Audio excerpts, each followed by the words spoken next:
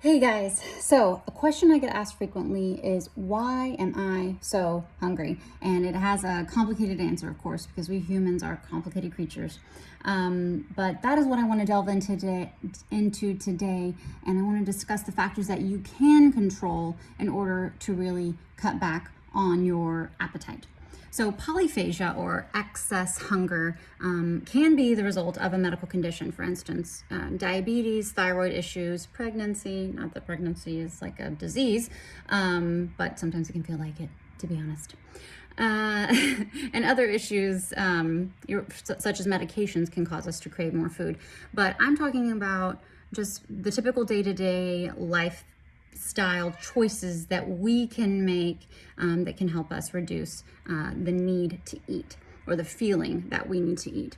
So the basics right off the top, and at the risk of sounding a little bit repetitious, stress and lack of sleep, just like with cravings, is going to cause a likelihood of an increased appetite.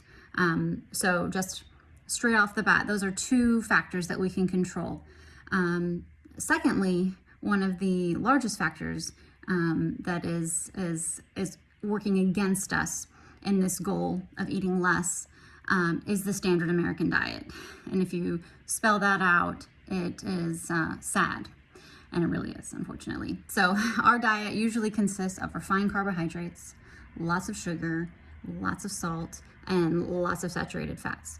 And the cause of a diet like this for a long period of time on our bodies is that it actually changes our gut bacteria, and those gut bacteria start to crave those types of foods and start to crave them more often.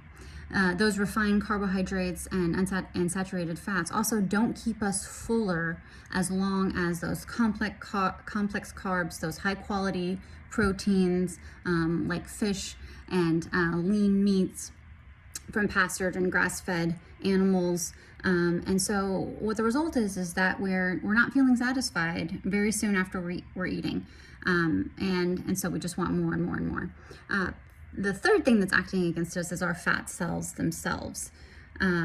Our bodies are tuned in to what we are currently holding on to, our energy level that we're storing. So when we start to dip into those stores by losing weight, our body starts to panic and say, hey, we need to fill these fat cells back up, send out some hormones, send out some leptin, so that we get the message that we need to eat more.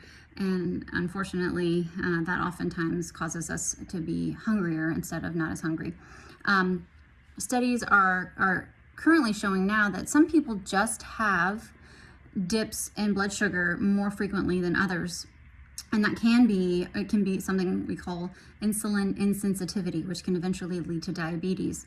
So that's why, choosing a more nutritious, healthful diet with the right kinds of carbohydrates and balancing those with proteins and fats are your best option. So just remember that you are extraordinary and you deserve to eat like it.